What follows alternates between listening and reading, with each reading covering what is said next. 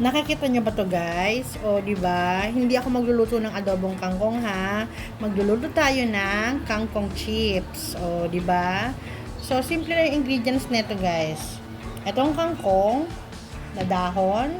Tapos meron tayong cornstarch. Para yan sa butter mamaya. And then salt and pepper. Tapos maglalagay din tayo ng magic sarap. Tapos ito, itong harina na, chicken breading na to. Dito natin isasawsaw itong ching, itong kangkong bago natin isawsaw sa butter mamaya. So, tara na guys, magluto na tayo. So, guys, maglalagay din pala ako ng harina kasi yun, cornstarch lang. So, ayan. Mga 1 cup to. Wala na eh, bus na eh, oh. Ayan. Lagyan na natin to lahat. Ayan. Tapos, ito, lagay na rin natin yung cornstarch natin.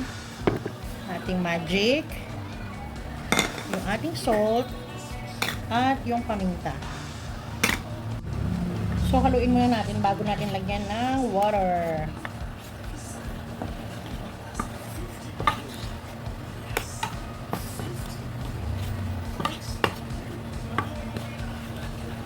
Yan, lagyan na natin ng tubig.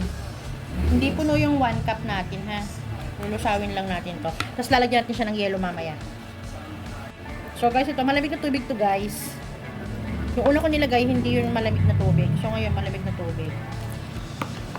Kasi hindi ko alam kung may tube ice pa ako sa rep eh. Check ko mamaya ha. Yan. I-mix lang natin siyang mabuti ha.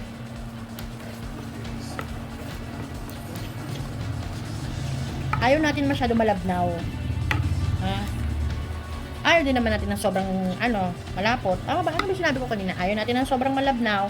Ayaw din natin ng sobrang malapot. Yun ang gusto kong sabihin sa inyo. Ayan. Mix lang natin guys. Ayan. So, okay na muna siguro to. Ayusin naman natin yung ating ito. Isasali muna natin to guys. So, ito guys. Sali na natin ito. Ay, sorry. Pero hindi lahat. Saka hahaluin ko. Hahaluan ko to ng guys. Ng cornstarch. Kasi di ba may timpla to, itong natin butter. Baka umalat. Takot kasi ako talaga sa mga timplang alat eh. Alam niyo, kasi hindi talaga magagawa ng remedyo pag maalat. Kaya ito yung ating chicken breading. Lalagyan natin ng cornstarch para din crispy. Ito guys, ayan. Huwag muna natin ilagay lahat. Haluin ko pa yan. Lagyan na natin pala. Ayan. First time ko magluto nito guys.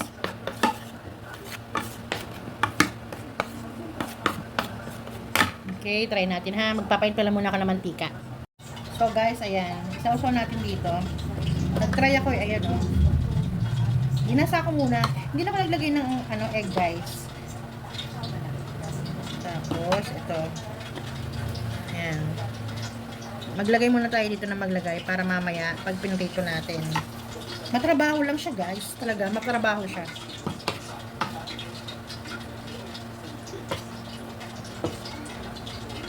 Kaya siguro mahal ito. Kasi matrabaho eh. Hindi pa ako nakabili nito. Katry. Pero kasi nung isang araw, nung nagsigang ako ng ulam namin, may natirang naisip ko lang. Try ko magprito. So, gumawa ako ng konti. Nagprito lang siguro ako ng mga 5 pirasong dahon. Tapos, pinatikim ko sa kay Bunso. Nagustuhan niya. Kaya naisip ko, magluto nga ako. Mag-try nga ako magluto. Diba? So, guys, ito yung sasalang natin. Tingnan natin kung mainit na yung mantika. So, guys, try na tayo. Teka lang, wala ko kutsara. Hindi ba yata mainit yung mantika natin? Kasi kailangan ibubuka natin eh. Alam nyo yun.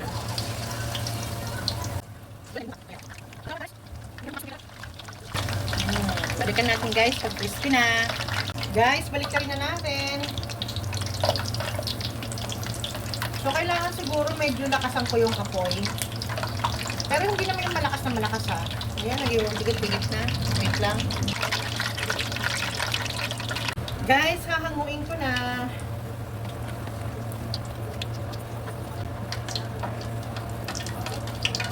Ito na siya guys. So, tada. O, diba?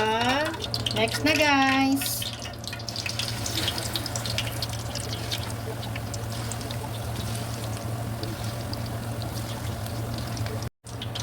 Baliktarin na natin, guys.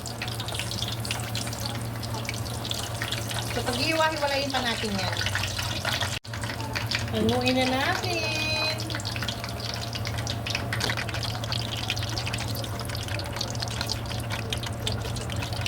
Ito na, guys. So, di ba? Ito na po ang version ko ng kangkong chips. Sana nagustuhan nyo. Thank you for watching. Bye!